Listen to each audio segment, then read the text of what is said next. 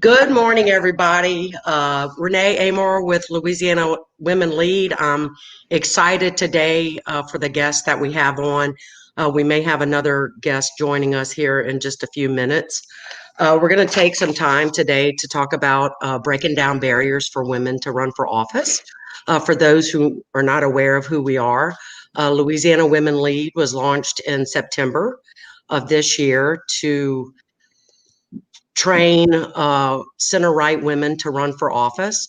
So we're in the process right now of really kind of laying our stakes in the ground, getting our feet wet, and we're going to be going out in the communities here pretty soon to try to find those center right women like the ones that we have on the screen today. So we're going to talk a little bit about what some of the barriers are because of the elections this week. We did a press release talking about the percentage of women that ran for office. While they saw some gains in the United States House, it was kind of a sad state of affairs in Louisiana. We had 30% of women on the ballot, but of that 30%, only 7% were center right. And so that just tells us that our mission right now is incredibly critical because we think it's really important that we have center right women's voices at the policymaking table. And so what I've been saying this week is that three of the C's that are barriers for women to run for office are confidence and comprehension. And so we know that we can fix the comprehension piece when we take women in and train them and show them, it's such a mystery for people a lot of times. But the other thing that we're going to have to work on that's going to take a while for us to do is changing the culture in the state of Louisiana. And I know a lot of you have had experiences with that where, women belong in the kitchen or as Senator Sharon Hewitt shared last time, you're just a PTA mom. And so I think what they're proving is that you can be a PTA mom and you can still be a legislative leader. And so without any further ado, I'm going to kick off our event today. We're going to start with Senator Beth Mizell, and then we'll go to Julie and then Sarah Kern. If y'all could just tell us a little bit about yourself, tell us who you are, what district you represent, where are you in the state of Louisiana, and then maybe a little bit about the moment that you realized you wanted to run for office. What led up to that? Senator Beth. Thank you, Renee. I think to describe myself, I had a preschool in St. Tammany for a long time. My husband and I moved to rural Washington Parish, and I had like a call center operation from my home, and we have cattle. So that was the shift from St. Tammany business owner to transition to a rural lifestyle. And I'm now a senator for that area. I have all of Washington, some of St. Tammany, some of Tangi, but it's all the rural, basically the rural parts of all of those St. Tammany and Tangi, as well as all of Washington's rural. But so the needs, the income levels may change, but the quality of life and the needs are pretty consistent. I was elected 5 years ago for my first term by largely a Democrat base. So I've replaced a Democrat. I think the issues were always there, but to answer your question on why I ran, I think making the transition from St. Tammany to Washington just really made it clear there was no transparency. You could not reach political leaders in Washington. There was no accountability, but there was also no engagement in the concerns the public had. And I just found it incredibly frustrating. And I'll leave you with this. I go to a parish council meeting and I had the audacity to ask a question, and the councilman, only men, we just got our first woman elected to the council. One of the men looked at me and said, "What are you, some kind of an activist?" And that set the path in place. So that was it. That was it. That's what started it. Yeah. I could kind of understand that, especially knowing how you are. Yeah. Rhonda, I'm so glad you were able to get in. I know it's been a morning. I I ran know, I in. know. If you would just tell us a little bit about who you are, the district you represent, and the moment you realized that you wanted to run for office. So I'm Rhonda Butler. I am from District 38. I represent North Louisiana of St. Landry Parish and all of Evangeline Parish. And I don't ever think there was a moment that I wanted to be in politics. I'm going to be honest. There was never that moment. I was so involved in my communities and working on committees here with our manufacturing people. There was a lot of advisory councils I sat on, some bank boards. I was very involved in tourism, building our communities, reinvesting in our communities, trying to work on economic development here. That was a big thing for me. And it was important for me for my rural communities to survive. In fact, the last 2 days, that's what we've been doing with the historical team and cultural team here for 2 days. So that's why I'm kind of running around. But I was actually asked by the leaders within the Evangeline Parish area would I run, and I was in shock. I'm going to be quite. In fact, I turned them down 3 times, and on the third time, they started bringing in judges and people that had a little more clout, and I realized that they're serious. They really do want me to do this, and so I come home and tell my husband because I never told him. And he's like, yes, that's perfect. And I was like, oh, what? So, but that's how it happened. That is how it happened. And from that point on, when we got serious and I went all in, I went all in. And Of I, course you did. yeah. I would expect nothing else from you. So Thank you. Rhonda is like our statistic that we talk about where you have to ask women 7 times to run for office before they'll agree to it. I know. She literally is like the poster child for that. Oh, And Representative Julie Emerson, also, if you will touch on the fact that I don't know if you still are, but I think you might have been the youngest lawmaker in Louisiana at one point. Yes, I am thankfully no longer that. Matt Willard is like 6 months younger than me. So I'm just the second youngest member of the legislature now. Yeah, I'm Representative Julie Emerson. I represent District 39, which is the northern part of Lafayette Parish and the southern part of St. Landry. And thank you guys so much for doing this. I think this is incredibly important. I know many of us have been working a long time to try to get more center-right women to run. And thankfully, Rhonda is a new addition to us and really awesome. And we really do have a lot of great center-right women in our legislature this term. So it's very exciting. And I think we have a really cool group here because the three of us actually really probably come from very different backgrounds, have very different stories of how we ran. My favorite stories about running are certainly, in Louisiana, it's very hot in the summer when you're knocking on doors. So when you're 26 years old and you're a female and you're sweating and your makeup's running off and you have your hair in a ponytail and you're in shorts and a t-shirt and you knock on a door, then people are like, oh, that's really nice. Who are you campaigning for? And then you say myself, and they ask you, like, are you old enough to vote?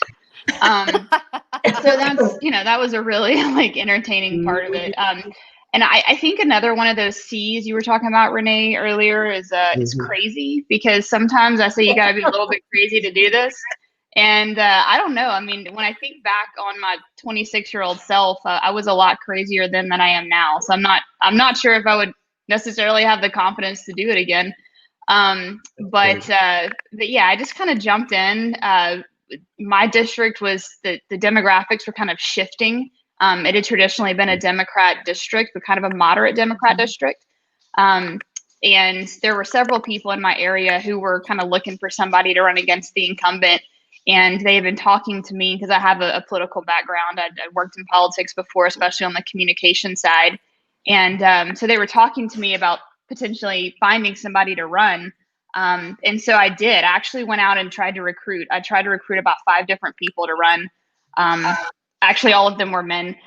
And they were all Republicans, conservatives. And they all told me no. They thought the incumbent was also very young, and they thought that he was just, had a lot of energy, dynamic, had a lot of money, had raised a lot of money. So they just said, maybe when he's done, we can probably flip the district, but we probably can't do it this time. And then, so finally, those initial folks that wanted somebody to do it, they said, well, you probably have the background and the chops to do it. So why don't you just do it? and I really didn't want to do it. But then I just kind of saw that open door, and I thought, I'm going to give this a shot, and I really want my district to have better representation. So, and I knew once I jumped in, then I was really going to fight hard and win, and losing just wasn't an option for me. So, and we won by 247 votes, so 51-49 on my first election, and then thankfully won re-elect 70-30 last year. So, wow, it's been a good shift for my district for sure. that's just such an amazing story too. I forget about the tight margins some of y'all had in your races. Yeah. And I think one of the things that you kind of mentioned, Julie, is not on top of being crazy, but I would probably say every woman at the legislature is incredibly competitive. So if you've got that competitive spirit, you probably should run for office. Sarah, will you tell us a little bit about yourself, but also tell us a little bit about WPLN? Yes. Hi, I'm Sarah Curran. I am the Director of Programs and Partnerships for Women's Public Leadership Network. We're actually partners with Louisiana Women Lead. They're our state partner that helps with training for your states. My job is to help, our mission at Women's Public Leadership Network is to help find and support any woman who's interested in public service, public life, that's appointed or elected, boards and commissions, all the way up to running for president of the United States. So we have a pretty broad mission, but our goal is just to get women who are interested in public service connected with one another to help raise everybody up, encourage other women to run for office or serve in those positions in their community. My background specifically is in campaigns and recruitment. So I've been most recently a general consultant, your DC, GC. I've been a campaign manager, a finance director, the field grunt finance director. So I've done a lot of different staffer roles, and it's been great because I have worked with and trained over hundreds of women over the course of my career. So I have a lot to say about what it takes to actually convince a woman to run, and then all of the fun that happens once you do decide to run it. It's the reason that we exist today is because of WPLN. There was an opportunity. I met them at a policy circle meeting last year, which if people don't know what that is, it's a group where we get together every other month and talk about policy, because we know one of the shortcomings with women, or one of the things women think, is that they don't understand policy, and so they're not comfortable talking about it. And so me and a group of my friends get together and try to get other women comfortable talking about policy issues.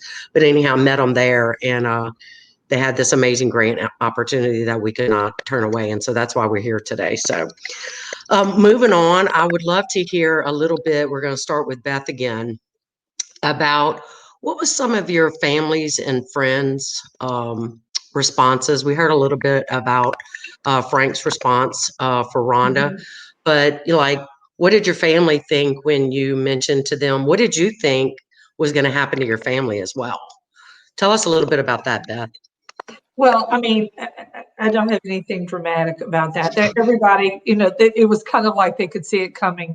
I think they had this sweet aunt who worried about me. She worried, somebody was going to hurt my feelings, So I think most of the people around us, especially in a family where we have these loving roles as mother, sister, daughter, whatever, they don't realize how thick our skin is. I think they want to be very protective of that. And I'm a widow now, sadly, but my first race, I'd gotten on the phone with somebody, and that's when late at night, we kind of seen the idea as tangible for me to run. And I woke my husband up, and he was absolutely sold. And I think, just like Rhonda said, to know that we're starting off at some point with somebody who believes we're capable of what we're working toward changes the game. Absolutely, because you can have all the confidence in the world, but now, bless her heart, my daughter, I'll have some confrontation or some exchange, and I'll call my daughter that night and say, listen, this is what happened today. And it's really, you just have to have that reinforcement that you're Mhm. on the right track. And especially you're following where you started from day one. You're true Mhm. to that person that you wanted to be from day one. Sure. And so my family, long answer to your question, but that's my family was very supportive. I have a very small family. So I mean it's me and three other people. So it's nobody was pulling me in another way. Nobody. Beth, do y'all have like the infrastructure in place in your Senate district where you have like a group of people that typically determine who's running for office? No, Okay, okay. no. I know in some, for the people that don't know, I'm from Ascension Parish, and there's a group of men that go to the local Chevron and drink coffee, Yeah, and yeah, they kind of get to determine like yeah. who's going to run and who's not. Rhonda, you mentioned a little bit about Frank. Tell us what your family thought when you finally decided you were going to run for office. Well, my grandfather was in the police bureau for 25 years. So he Okay. served. Okay, so there's some, and we had more political background. And I think they thought that one of the guys were going to be in politics. It wasn't going to be a woman. Mm-hmm. So when I came and told my dad, which my dad adores me. Okay, I'm a daddy's girl all the way. And so Yeah. he was so excited, and my mom was like, "Are you crazy?" My mom was like, "Do you know what you're getting into?" But in the end, when I said, "Mom, I don't know how I got here. It has to be a God thing because I didn't ask for this, but there's too many people pulling me in that direction." And I said, "You know what? Frank is the backbone of my family, my husband, and he pushes me to be a better me every day. And he makes me a better me." And I knew that when he was on board, that I was fine at that point. And because I have my special needs son. So in the Mm-hmm. back, like Beth said, you're a mother, you're a wife. You want to make sure that the same things that you have at home are going to be okay. Because I'm very aware of my home and surroundings, and I wanted them to be okay. I didn't want them to be overly whelmed or affected by anything that would happen or come at me, and I want to make sure they were secure with that. And when I found out that that was okay, I went forward. But I was laughing because you said, "I swear to God, we have a Bill Platt mafia that like tries to when we get in." There's Yep. I mean, if Elo Fugile was still alive, he was a judge and he was just everything. You had to go ask him for permission to run. He was the godfather. Yep. So there was that type of relationship here. So when I came along, but what happened for me, which was so great, I had done infiltrated in all of those committees and advisory boards in Evangel Parish and Bill Platt. So they Mm-hmm. all knew me. I'd been around forever. So they knew my Yep. personality, what kind of person I was, what I'd stand up for. And that's how I got in there. I'm telling you, because if I wouldn't have, I even had women from those husbands say, "Oh, no one from Turkey Creek will ever hold that position." There you go with the challenge, huh? They That threw that down the was all I gauntlet. needed. That was all I needed. That was it. Didn't you have a little issue with your local RPAC, Rhonda, or was that a different elected official? That was a different elected official, but Okay, okay. I'm sure behind the scenes, look, I got called into garages. I'm not lying. That old election group that would do Yeah. that, we call underground or whatever it was, they would call me to a garage to have a meeting and say, "We can't publicly, but we're pushed." And I'd be like, "This is crazy. Is this still going on?" I mean, I had a gun in my purse. I was thinking, I can't be in a garage with a bunch of men. Like I would text my husband and go, "If I die, it wasn't me." Like, I like me, come look for me. I mean, it was crazy, but that's how crazy that was. It was so behind the scenes and being wormed around. I couldn't believe it. I should write a book on that campaign. You, It was amazing. especially where y'all are from, it's just really where, a lot of our major Louisiana politicians come from, Julie and Rhonda's area. Right. Julie, tell us a little bit about your family, your friends, especially with your age, there we are. Are you crazy? Yeah. I think that you would probably have to call my family and ask them their true feelings on it, because I'm not sure they ever particularly shared them with me. But I don't think anybody in my family thought I was gonna win, and I don't think that it was like I don't think it was like a mean thing, like they didn't believe in me. They just thought, she's very young, and I mean, she's not really like known as far as running for office around here. I didn't have like a big family name in the area, and so Rhonda mentioned her. I think your grandfather, you said, was on the police jury. So my grandfather was the mayor of Homer, Louisiana, and that's my political dynasty. He was the mayor of a very small town for one term, and it was funny because he's a local business owner, and he sort of got talked into it, and really didn't like it. It was small town politics, very dirty. Yeah. So he passed away when I was 12, but his wife, my grandmother, was still alive when I ran the first time. And so I remember when I called her and I told her I was going to do this, and she goes, "Why?" She was very confused as to why I wanted to do it. But then she always sent me very sweet little notes and just said, "I'm praying for you. I just want to encourage you. And here's another $100 check. Hope you use it wisely," like stuff like that. So my family was very supportive of me as a person. I just don't think they wanted me to have the experience, but they were also prepared to console me when I lost. So yeah, I think basically everyone was surprised. I mean, my friends thought it was cool, and I think my friends probably thought I could win more than my family did. But I think my friends just thought, oh, she does political stuff, she'll probably win this. Mm-hmm.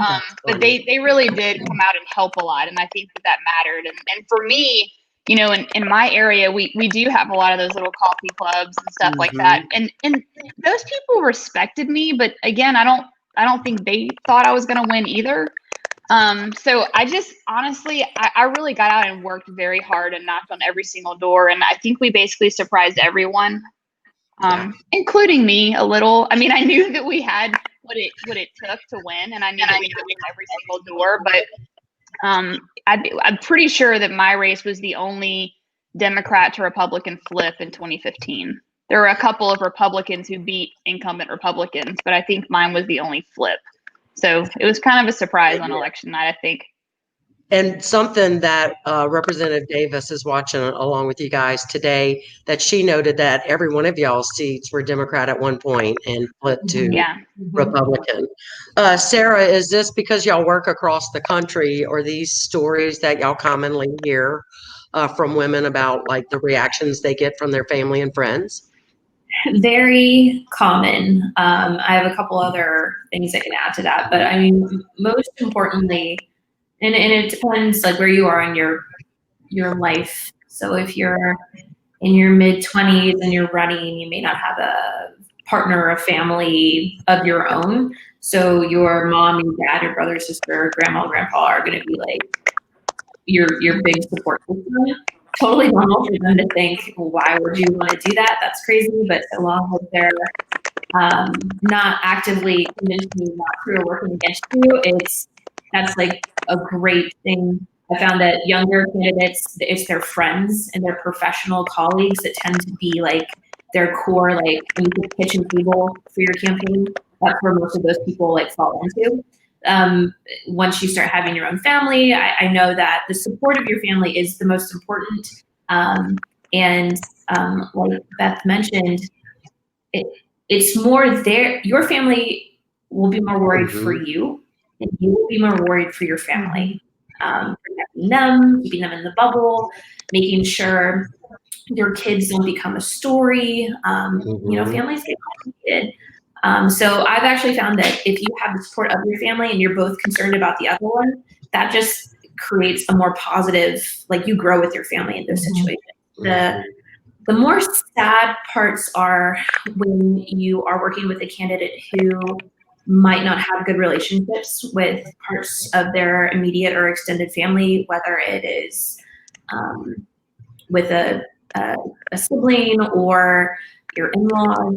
And a lot of people can get a hang up on getting into public life because they're worried about some rogue uncle that might go talk to the president. Mhm. Usually never happens. Yeah. I think everybody has at least one relative that's always a huge question mark. And so I know that that's always in the back of a lot of people's minds. It becomes more of a factor the more immediate family member they happen to be. Mhm. And then the other thing I will mention, since you all have been in districts that were blue and have turned red, a lot of the recruiting efforts and convincing of women right off the bat, it comes down to what district you're running for and what is the political makeup of that. People are a lot more, especially if you're a first-time candidate, they're a lot more likely to try to dissuade you, like your close friends in support system, rather than encouraging you to go, unless you're just that type of person where people are like, can't stop her, just go, go, go. But from the recruiting standpoint, I've actually found that, in terms of like the local mafia and stuff, that's much harder for women to get into if they're not approached for the positions.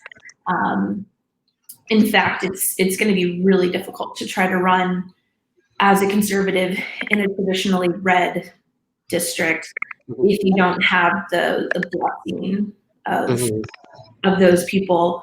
And I think it's pretty obvious now that women are often recruited for purple and blue seats because they meet a lot of the check marks of minority and otherwise characteristics that they're trying to campaign off of for the entire caucus or the entire party.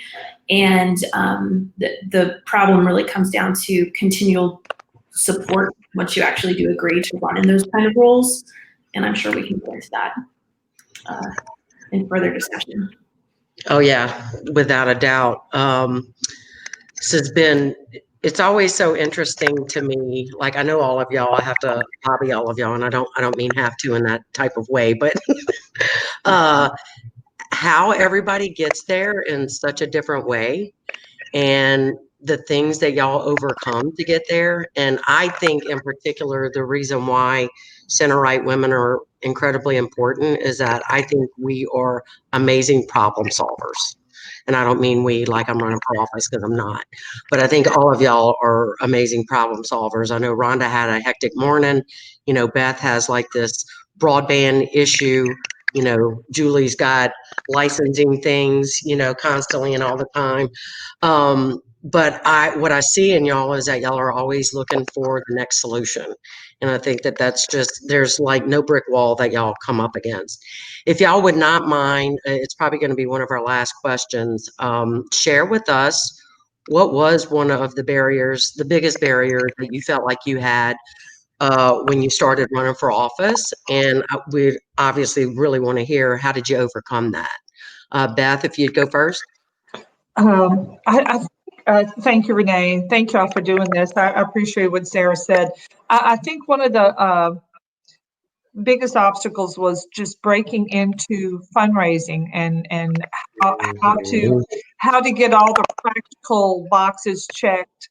Because like Julie said, she's going door to door. Yeah. I was working the telephones every afternoon from 3 to 7. And the work ethic is there, but the practical means of covering those areas and getting the cost covered was unknown to me. So I think that was probably my biggest obstacle. It helps, and I've seen this when I watch candidates, it helps if you like people. I feel really sorry for politicians that I see campaigning who don't like people, and I see it all the time. And I think that's women are more open to that connectivity with people, but I think it's the practical aspect is a little hidden. But I wanted to add really quick to what Sarah said. The Democrats in my district had those inner workings of those little groups that chose the candidates. Yeah. What we had as Republican women were Republican women's clubs. And they empower women. They are like a pep squad for women candidates. Unfortunately, we've lost a lot of the Republican women in some of the rural areas. So that's a real vacuum that needs to be filled because they served a great role in doing that. And what do you think has happened, Beth, with those clubs? Why John Bel they've? Edwards. Oh, okay. Yeah, I got you. I totally Yeah, understand look that. at Tangipahoa, not one. I could imagine. I could only. Yeah. Rhonda, tell us a little bit about what your biggest barrier was and how you overcame it. So, not being in politics, I didn't even know where to start. And I was like Miss Beth, and we Mhm. don't have a women's Republican, organization here that maybe would have fed some of that information. You need to start fundraising, you need to meet this person and this person. And there was nothing. And I was offered no help. I had to just start going to the men.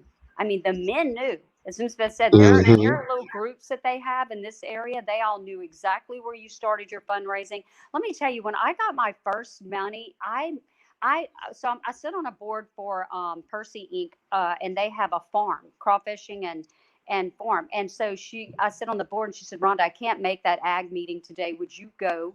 It's at Cody Beaver Farm. He's huge. He's one of the biggest farmers here. So I pull up there and I have my signs on the door. Now I have no money.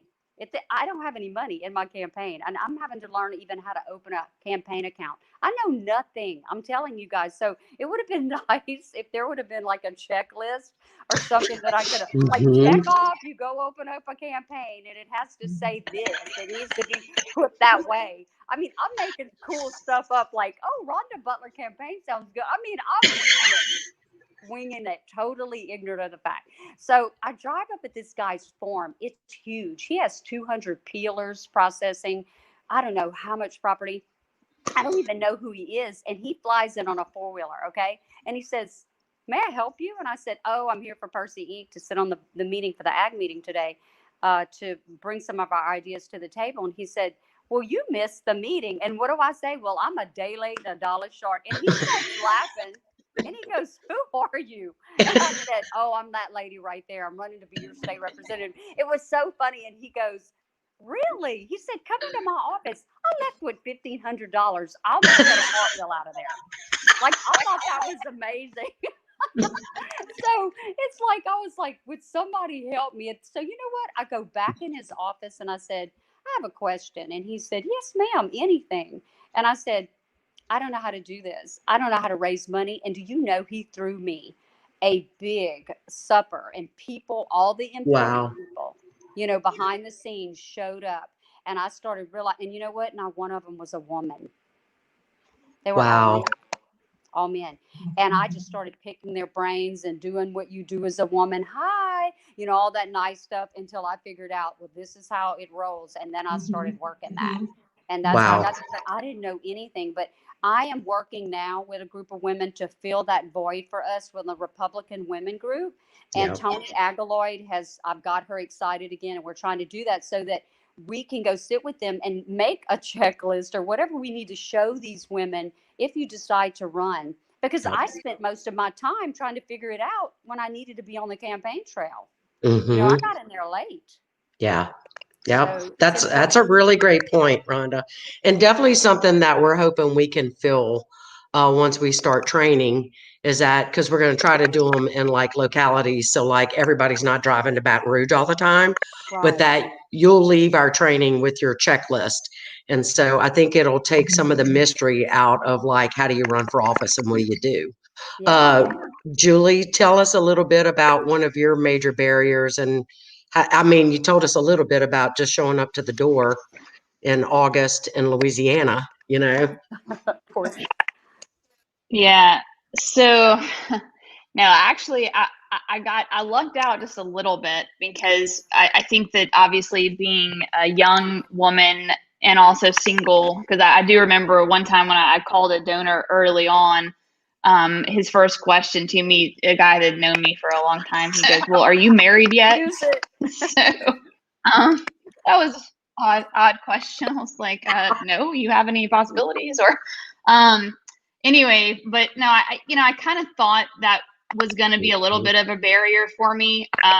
But thankfully my opponent, the incumbent, was also young and not married. So it was kind of funny because I was like, well, I mean, you have another option, but it might be the same problem for you. So so that kind of was a little bit fulfilled. And thankfully, I had a really good basis in campaigning. I'd been a part of a lot of campaigns before. So I did kind of have a decent understanding of how it was going to work. I think for me, the difficulty was separating myself from some of the inner workings of the campaign, because when you're the candidate, it's a lot more emotional, obviously. So trying to make all those decisions. So for me, it was early on deciding, you know, I'm gonna have a consultant, I'm gonna have a campaign manager. I'm not gonna be those things, even though I can, but I don't want to be, because it's gonna cause problems. And then the fundraising, I will agree, it's daunting, it's difficult. I think for anybody, I mean, obviously for me, because I was young, but I think it's difficult for anybody if you're not really in that world. But you know, I also knew it was incredibly important, and unfortunately, people are just not going to take you seriously if you don't have a good fundraising. And especially some of the groups that may come in and help later on, you know, they want to see that you can raise your own money. So for me, I literally just started calling and texting every single person I knew. I had people that I went to college and grad school with that would send me $15-20 because, you know, we were all like 25, 26 years old. Nobody had any money, but everything counted. You know, I literally just reached out to every possible person I could and ended up raising about 40,000 right off the bat. And I was surprised, like incredibly surprised that happened. But it gave me a really good basis to go to people and say, hey, look, I can raise the money and please take me seriously. So that's amazing. And yeah. I know people probably don't understand, but there are groups in the state of Louisiana that get involved in elections. And sometimes that's a really good place to go get seed money. You know, I used to work at one of those places. Sarah, I think we're going to let you close out one of the questions that we had from somebody. And y'all, Beth and Rhonda and Julie, y'all need to go look at some of these comments people have made. It's been amazing. We've got a lot of support out there. But the question, Sarah, is how can Louisiana work on, we saw some gains in the United States House of Representatives for women. And so how can Louisiana work on that kind of recruitment in coming elections? It really comes from the support of everyone else that is on this call, to be quite honest. One other thing, so those are all very common barriers across the board, states, all the way up to federal office holders. Another thing is the work barrier. That's why you see so very few candidates or successful elected officials like Julie, because the younger you are, the less likely you are to have a job that's flexible, where you can do the campaigning during the day and go to all the meetings at nighttime and still be able to afford your rent and eat food and all that kind of stuff. Fundraising doesn't come easy. So that's another huge thing. As Senator Butler pointed out, just when you first start, you don't know what you don't know. So you're asking people that typically do write checks, which tend to be the men. So you need to find allies that are men that are used to writing checks.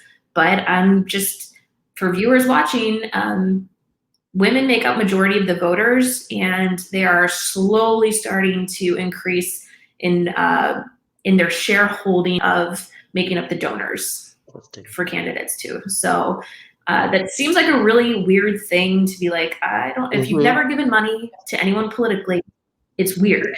It is, if you really think about it. Like, who's giving me this money just so like I can do all my campaign activities? So that's really helpful. Another thing that was mentioned was the learning how to run a campaign right off the bat. So anytime a candidate is not focusing on raising money or securing voters' votes, is a really frustrating part for the candidate. They need to find people that can help them stuff envelopes and organize meet and greets and be a campaign manager. So if you are someone who is interested in helping any kind of candidate, whether you know them or not, you should reach out to people like Renee, all the electeds on this call and let them know that that's something you are interested in doing. Just volunteering for campaigns is the most amazing thing you could really do for someone, because time, so if you don't have money, time is just as important, and it's very appreciated and needed, especially for women that are running for office. So it's really all about building a network. So raise your hand. So even if you don't think you'd ever want to run for office, honestly, it's not even like the next best thing. You need to support the women that are putting their necks out on the line to be a conservative female voice out there to represent you.